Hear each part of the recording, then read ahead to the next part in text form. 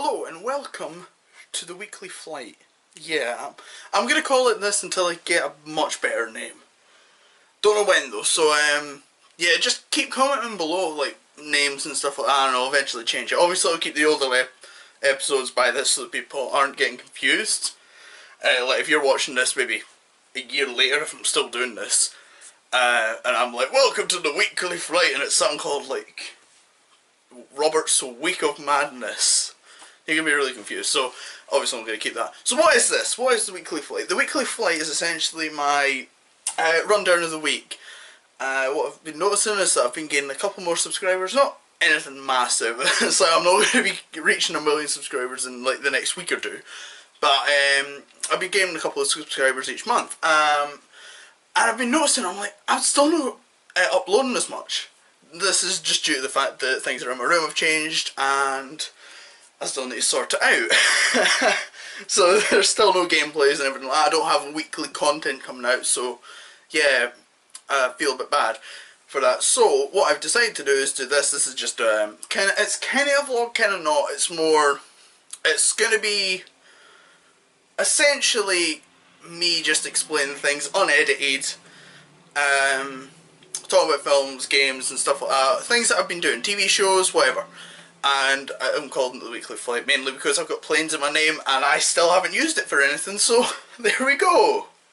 I sounded too charismatic there for my own good. That's not my personality. By the way, Assassin's Creed t-shirt.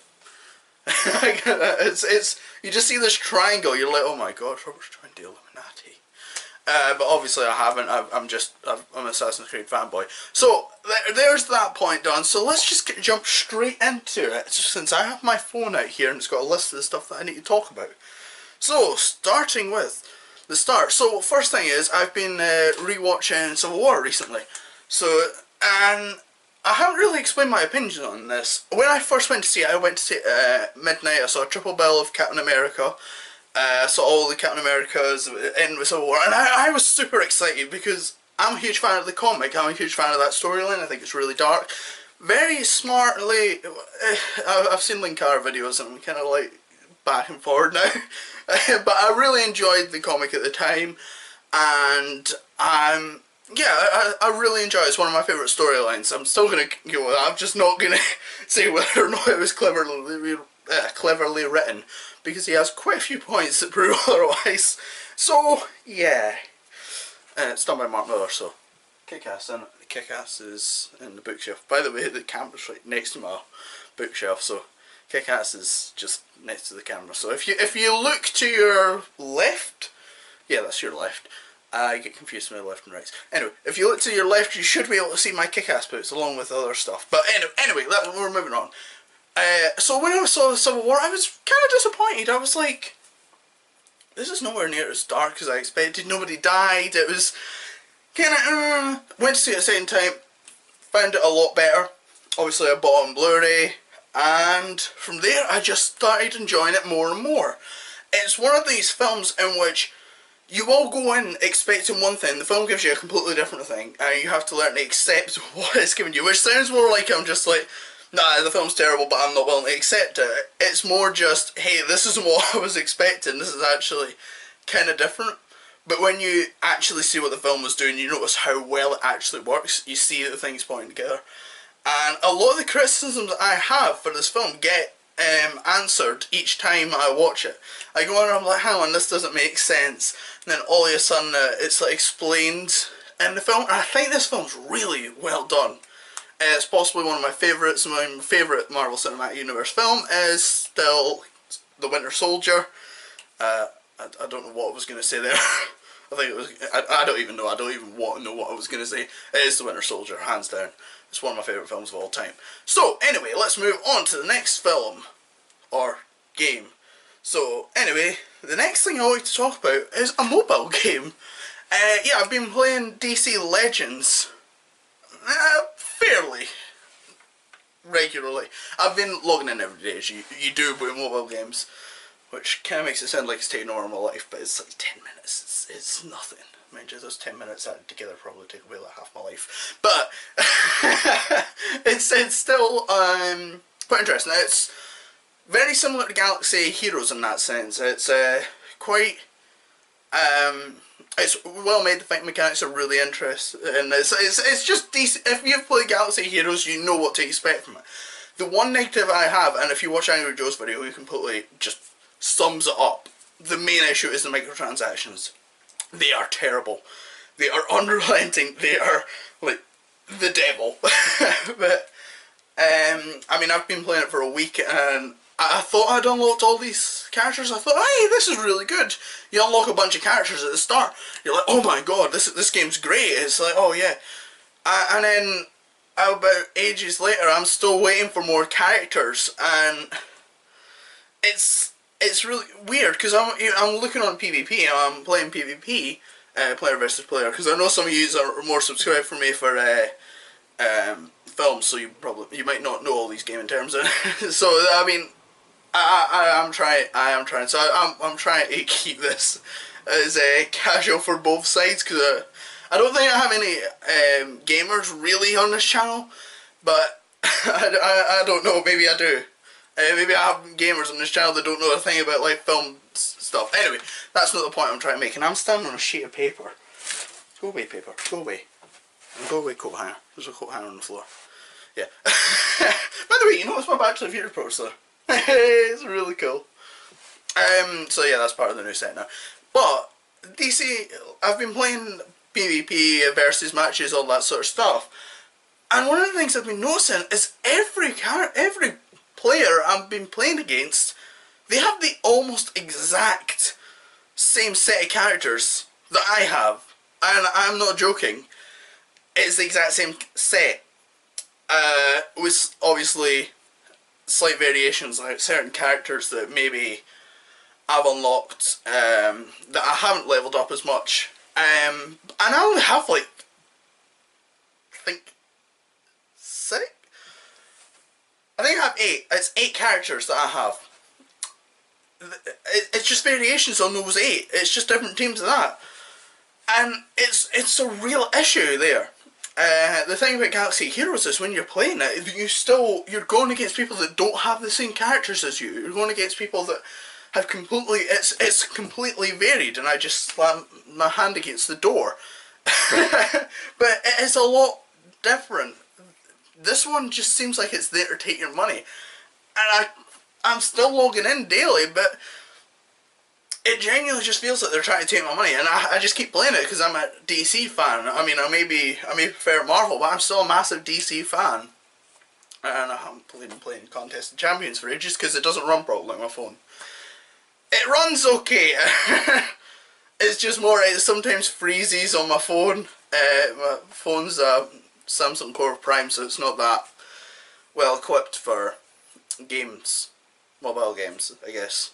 So yeah, that's the issue with that.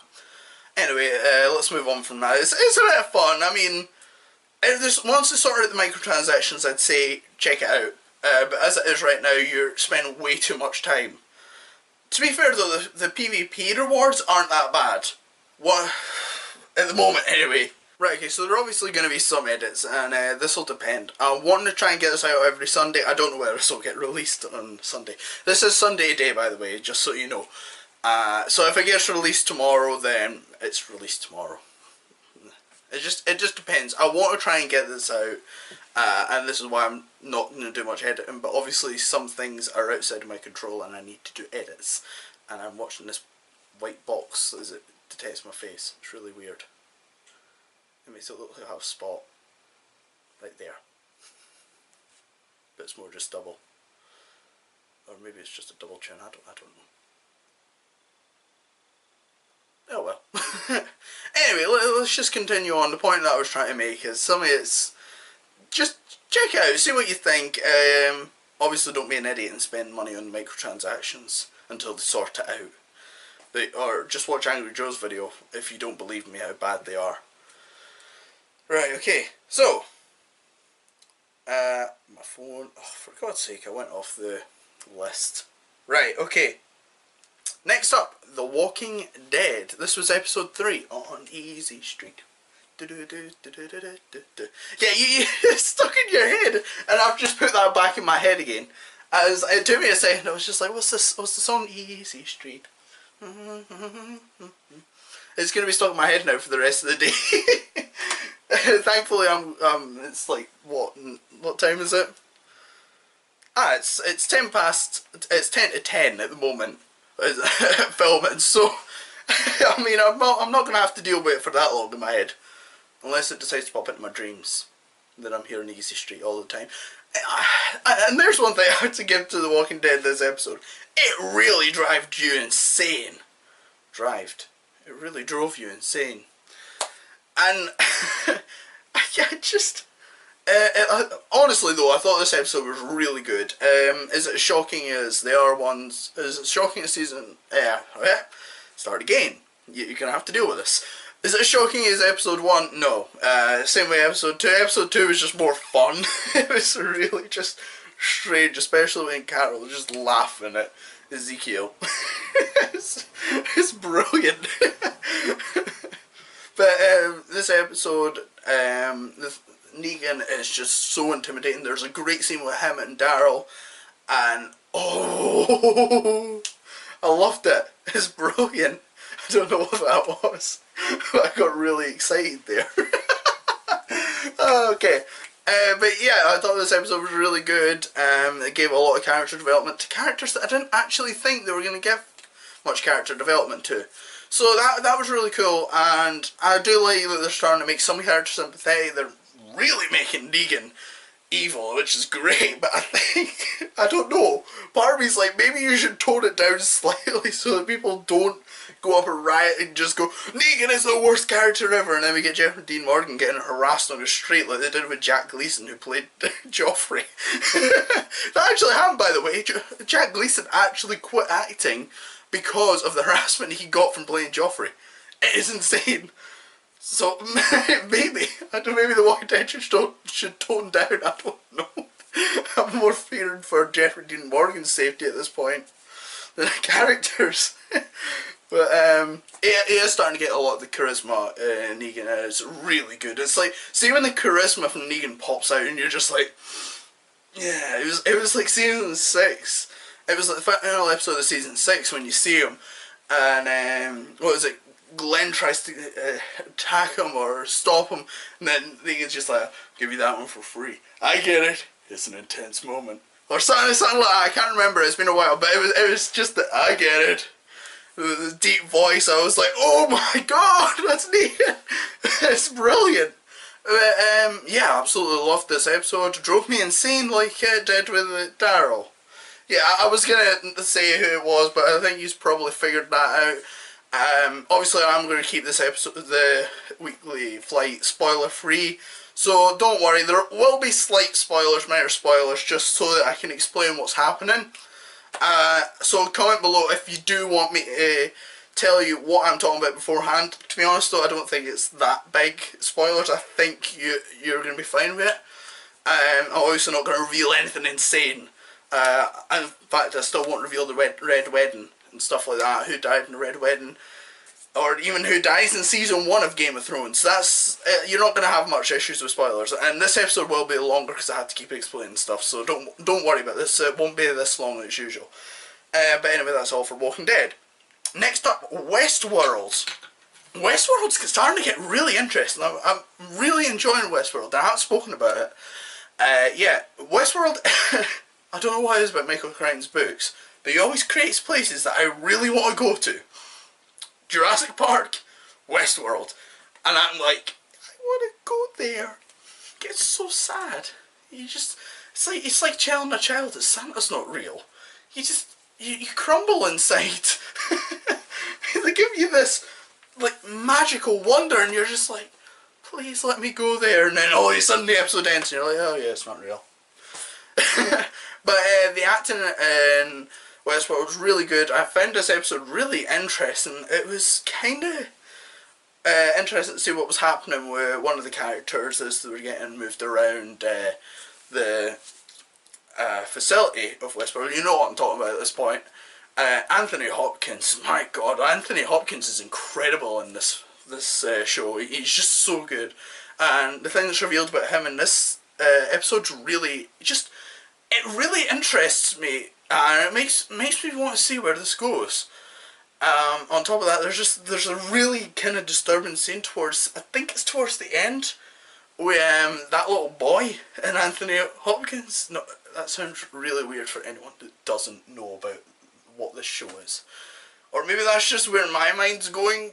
I feel really awkward now because I don't know. I put disturbing little boy and Anthony Hopkins in the same sentence and never told you any context. So let's just let imagination go wild.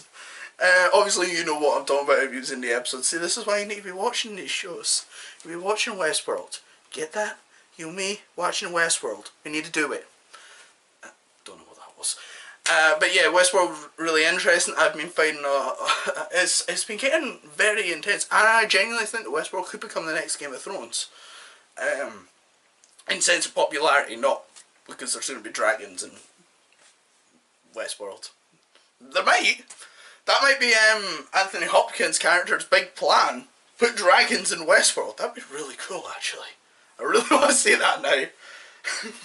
Or perhaps it's dinosaurs.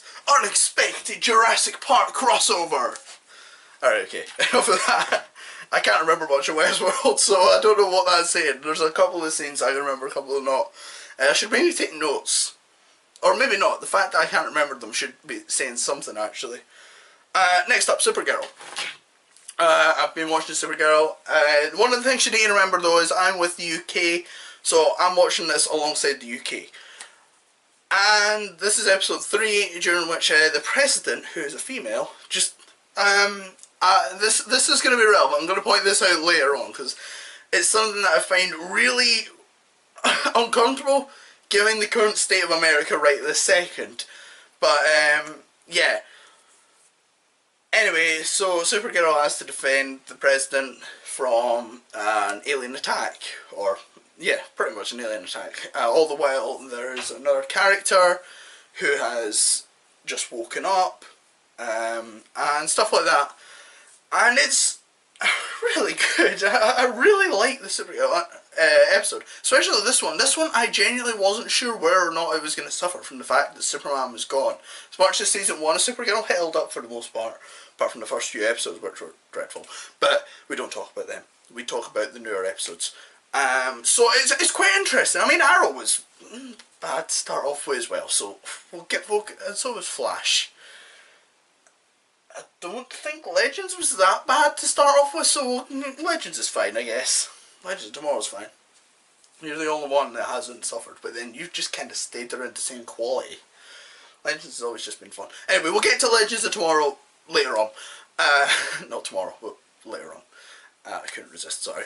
But anyway, Supergirl has to defend the president, and I found this episode really interesting. There was a really good like tension between her and this character that's just woken up, and I think I know who it is, but I can't remember because I'm not that familiar with who this character's name is, and I don't want to say it because I don't want to put ideas in your head. But I guess if you're familiar with DC Comics, you probably are also thinking the same thing as me, or maybe not, I don't know. They also introduced a new character towards the very last scene. Can't wait to see that in action. I've seen it in live action. What I mean is I can't wait to see how it plays out. And I've got a tickle in my throat now. Yeah. I'm going to start coughing this. I can feel it. It's not fun. My eyes are watering.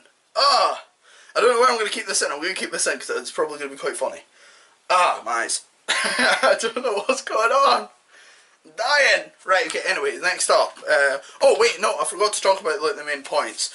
So I brought up the female president. So, and I was saying this to one of my friends today. Here's the thing. Supergirl is quite known for being really weird. It's like Supergirl, as good as it is, can sometimes just deviate to complete social justice warrior material, and it's really weird when it does it. It just doesn't fit. It kind of fits, but in the sense of you just end up laughing at it because it's just like, what are you doing? Why are you doing that? of course they decide to do politics in this episode. So we got a female president. Nobody really, I don't really care. Fair enough. What's the issue? There's no issue. Of course I instantly thought, okay, this is perhaps referring to Hillary Clinton. Yeah. I don't know. It was kind of like an instant thing. Mainly because I have no faith in Supergirl. They have an opportunity like that, I'm like, no, they're going to go for it. So Supergirl's talking about the president, and I keep wanting to say Prime Minister because I'm British.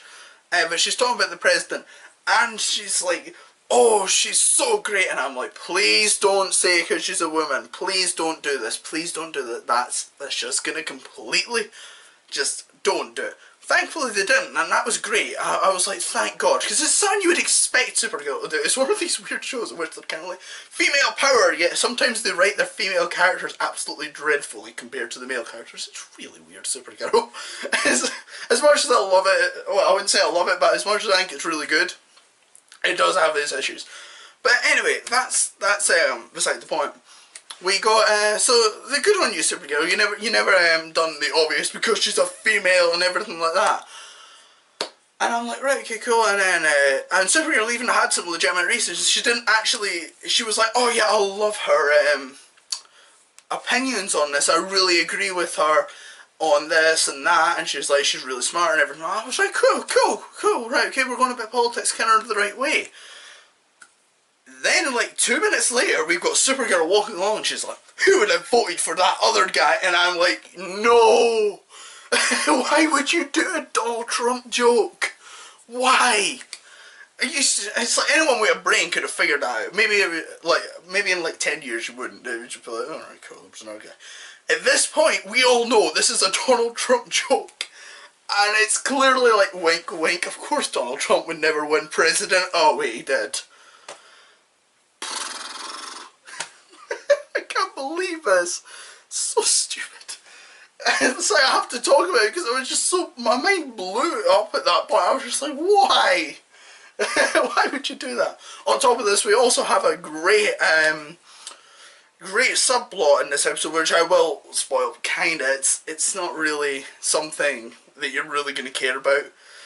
You're probably going to have the exact same reaction as me. So anyway, Supergirl's off speaking to a certain character. The character says that she has this device that can expose aliens.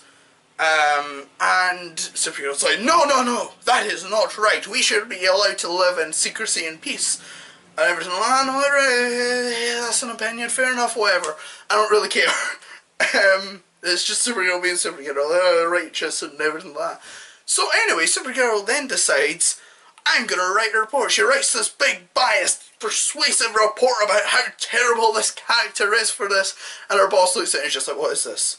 No, you're meant to be reporting facts. You are meant to be giving this unbiased. You're meant to allow people to make their own minds up. And Supergirl's like, I hate you. I was like, why? He's right. So we have this giant subplot about this. And her boss going, no, this is not right. And her going, no, I am in the right here.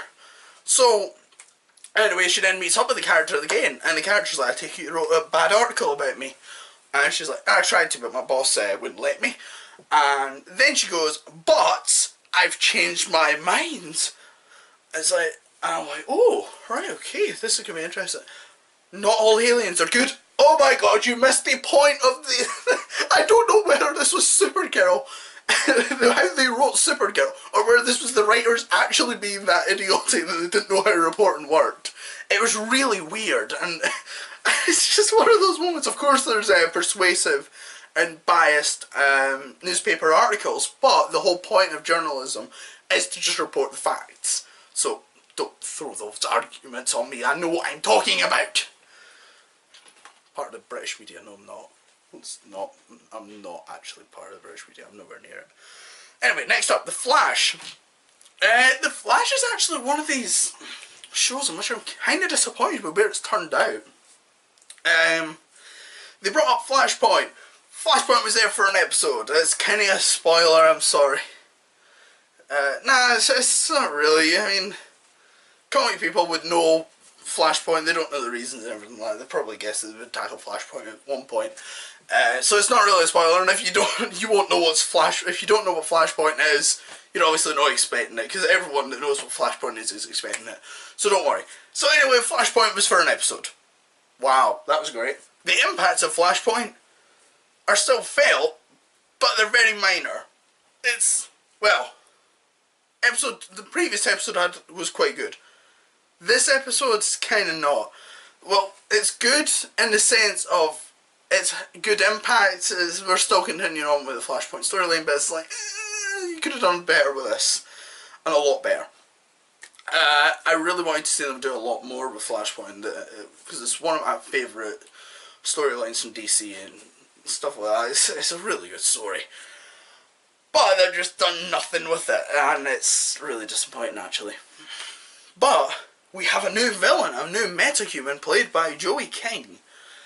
Who, if you don't know, she was in Dependency's Resurgence and something else, I don't know. She was in something else, I'm trying to remember, but I can't remember, I'm sorry. But she was kind of terrible. I'm gonna just say it right now. We also had some characters return, and I loved their exchange with Barry Allen when they realised that Flashpoint happened. It was just brilliant. They also decided to give one of the characters a weird little Nat thing, which was kind of funny the first time, but then they kept going on and they tried to make a running joke out of it. And every 2 seconds it'd just be like, oh, this is so good, Nat.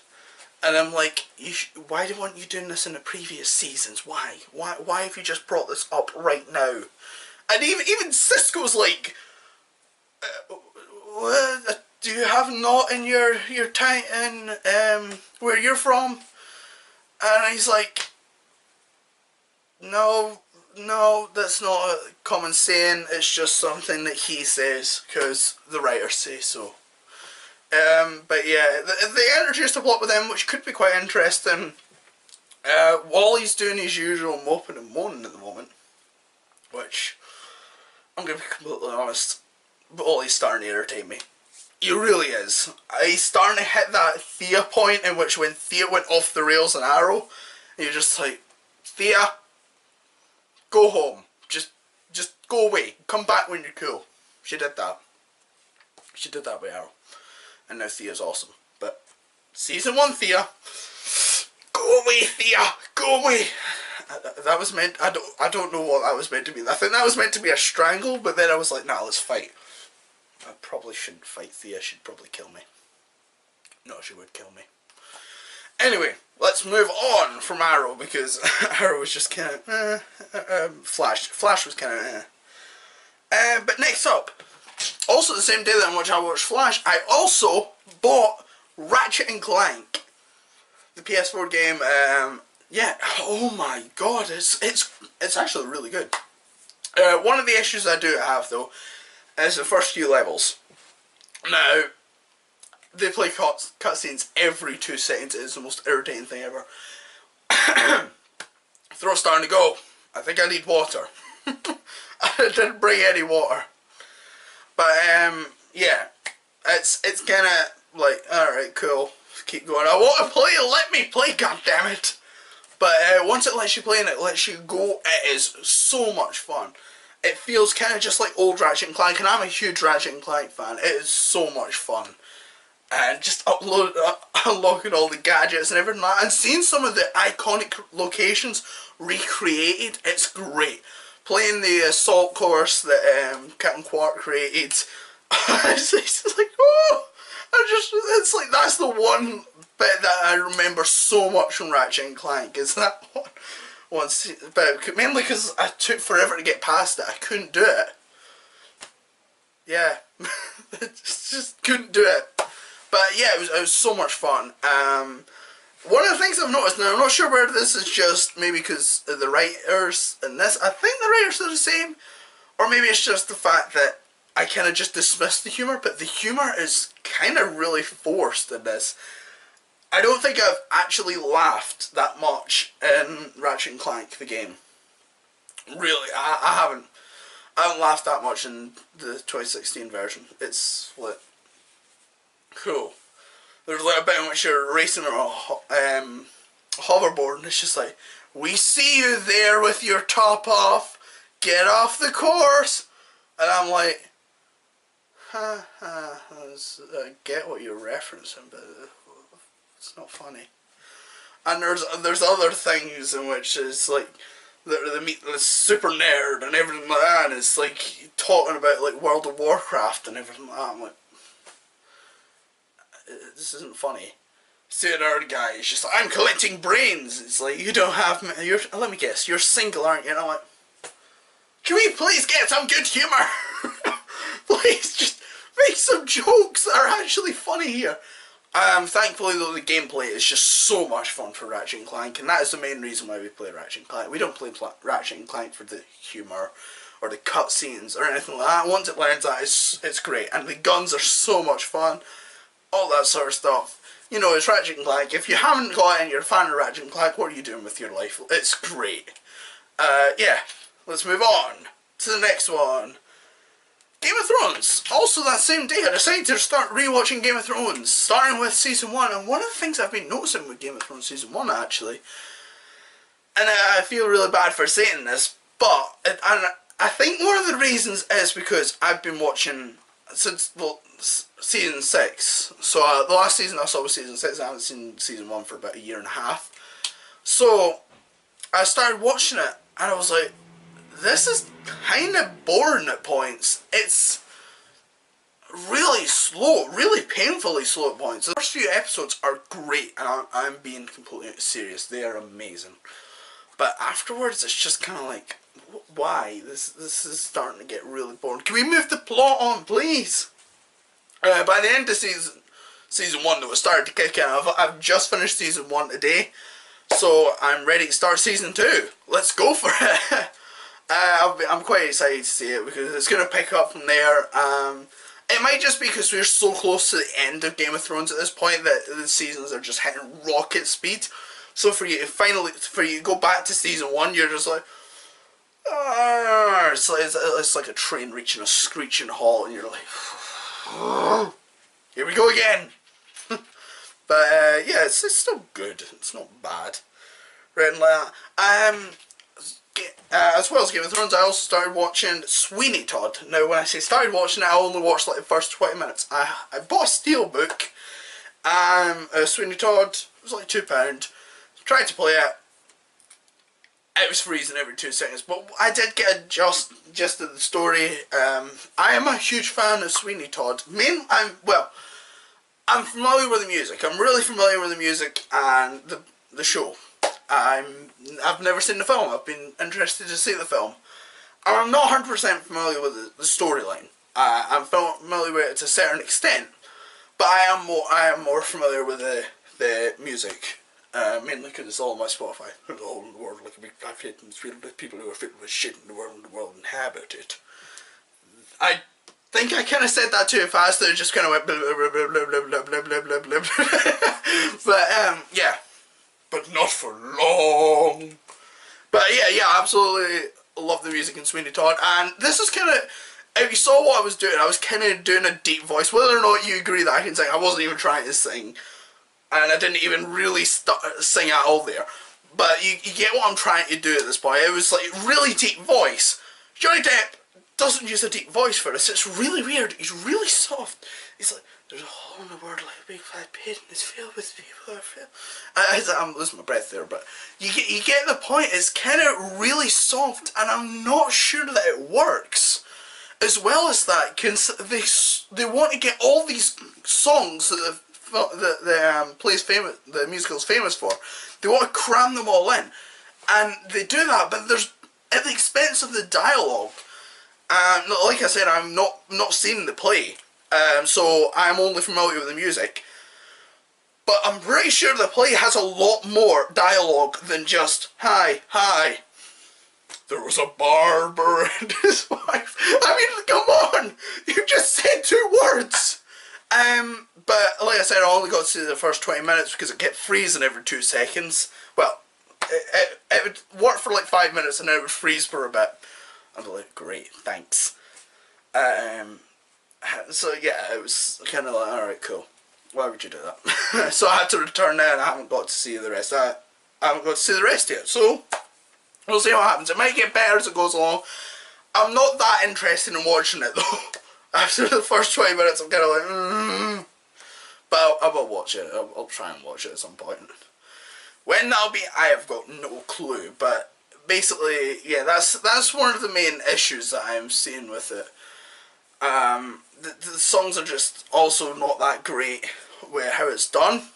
And yeah, like I said, I am familiar. I've seen musicals in theatre, so I am familiar with how they work it, because they always expect an applause after every song. So if you have a song every 2 minutes, folk are going to be like, they're going to get tired. The whole point is you build up to that song. That song is a big epic finale to that scene, so you know how it goes. And yeah, it's just, having the songs all there just kind of ruins it. That's my opinion, and nothing's going to change it. I like my dialogue in films. I'm sorry. Next up, Arrow. Arrow Season 5 is getting so much better than Season 4 already, and it's only been 3 episodes.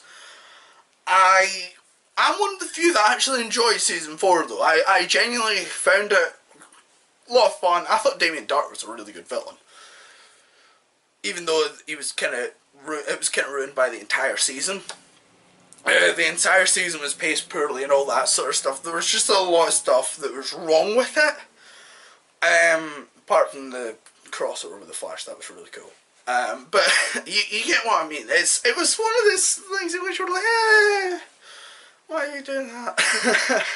And the big death, I didn't feel anything because I'm that used to Arrow resurrecting every character under the sun. And I don't even know if they're going to resurrect this character. I don't know. They might resurrect her this season. They might resurrect him this season. They might resurrect it this season. They might resurrect every single person that died. So yeah, I've got no clue what's going on. But from what I'm getting, it's really good. I am enjoying it. It's quite cool to see the Russian side with Oliver Queen's final year. We get to see him in Russia, and it's really cool. He's joined a Russian club called the Bravada. I think it's called that. I was going to say Bravosian, but obviously Bravosian's Game of Thrones. I think it's called the Bravada. So yeah, he's joining that to take down a big Russian crime lord, and it looks really good. It's obviously it's not really got anywhere. We're only in episode 3, and the flashbacks take forever to get anywhere. The flashbacks are just it says nothing for like the first half of the season. You're just like, alright, are we going anywhere? No, we're not going anywhere. Right, okay, cool, whatever. So yeah, that was going on, and I was like, But to be honest, Arrow Season 5's managed to really surprise me so far. The characters are interesting, they're building up a team. I think it's going to be really good, and honestly I'm enjoying it. I find the villains kind of interesting. The main issue I have is the fact that Flashpoint I feel like should have been tackled a lot better. They should have maybe referenced it or something. They kind of just done a previously on the Flash. And you're like, that's not going to do much. Not everybody watches the Flash. So I feel like they should have had someone else like Oliver explain it or something like that. And obviously there is ways in which they can get Oliver to know what's going on with Flashpoint and everything like that. So yeah, they should have done something like that, and it's kind of entertaining that they didn't. Anyway, on to the next show. This episode was just kind of a lot of fun. That's really it. It was good. It was great. Anyway, Legends of Tomorrow next. Legends of Tomorrow, the usual. This Legends of Tomorrow is just so much fun, especially this episode. It's kind of weird that for the UK it's like an episode behind. I don't know if it's like that for America. Maybe it is, maybe it isn't, I don't know. But Legends of Tomorrow, it's a lot of fun. And this episode we got to see the Justice Society of America. And, oh my god, it's kind of, it gives me a Watchmen feeling. I really do, but obviously Watchmen's completely different from Justice Society in America. I've not really heard much about them. I didn't even really know much about them. To be honest, I guess that Legends of Tomorrow is basically the obscure character show. I mean, what is it we have? No. Who is it we have? Atom. Yeah. It's like the Atom crew. Let's go with that. I obviously don't want to spoil it. Characters die, characters leave and stuff like that. So I don't want to say much more. But yeah. Atom's in it. If you've seen it in trailers, you probably know who's in it. But yeah, it's really cool. Especially this episode. This episode was just a lot of fun. Set in the 1940s. So yeah, it was great. World War II setting. It was in Paris. It was really, really interesting. And I really liked the Justice Society of America. And that's all I've got to say on that. They did add a subplot that I didn't like with one of the crew, the new guy. I didn't like his subplot. I mean, it was alright to start off with. And then he's just like, I need to be a soldier. And I'm like, please just stop. Killed me. Idiot. Anyway, next up, Class. This episode of Class was kind of disappointing. I'm not gonna lie. It was just kind of,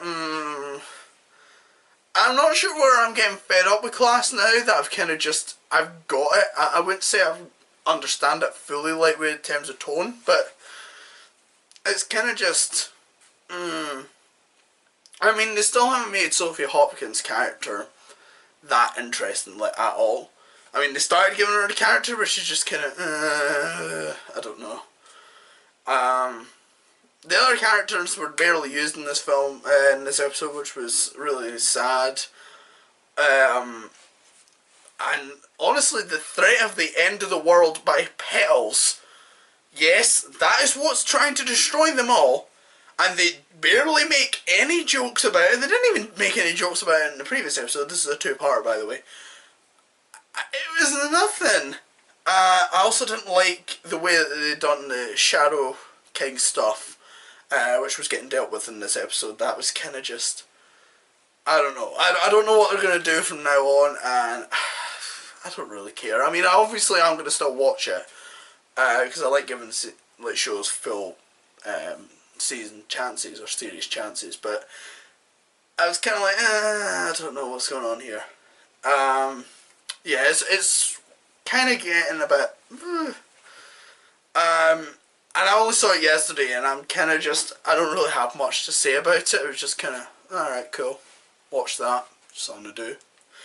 So anyway, finally, today I went and saw Arrival, which honestly was really good. It was not as intense as the trailers made it out to be. It was more very psychological, it took its time.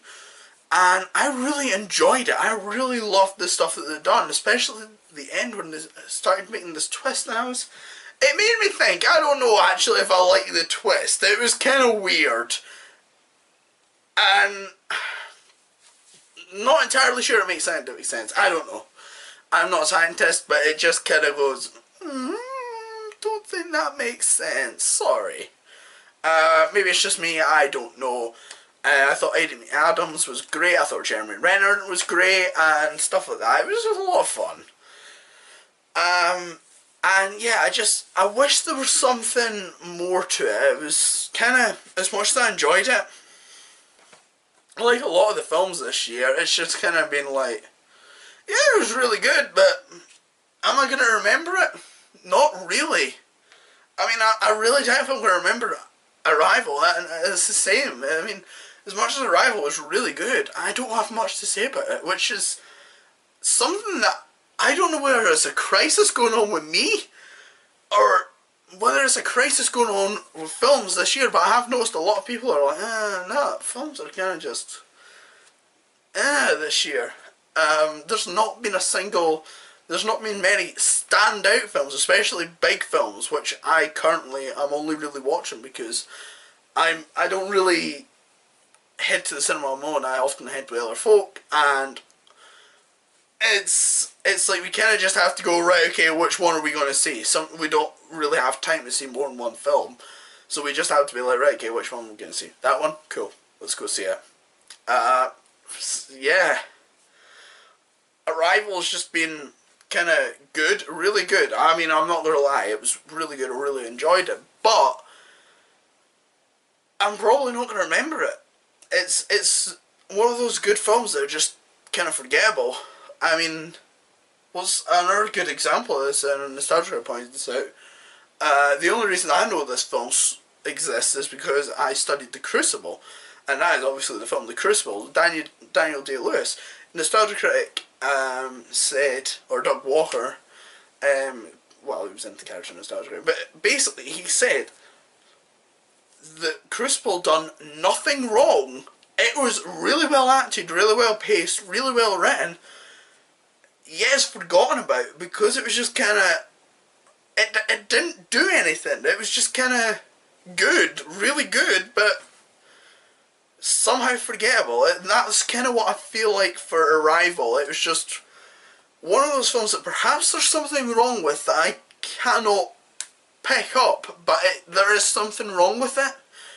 And it's one of those weird things, and obviously I can't do a review for it if I'm like, it's good, but I'm not going to remember it. That's not anything to talk about. It's just cool. Thanks, Robert. You gave your opinion for 2 minutes.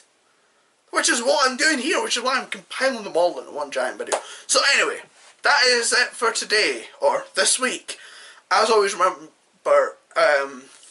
as always, I've said like I've been doing it. Remember to comment down names that you'd like this show to be called. Weekly Flight kinda is fun. Comment below also whether or not you want me to give a quick rundown of what I'm talking about beforehand. And also tell me what you thought about the topics I discussed, all that sort of stuff.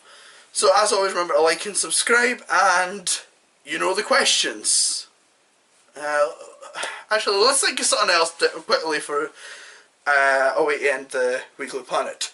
You have now arrived at your destination. Let's not do that ever.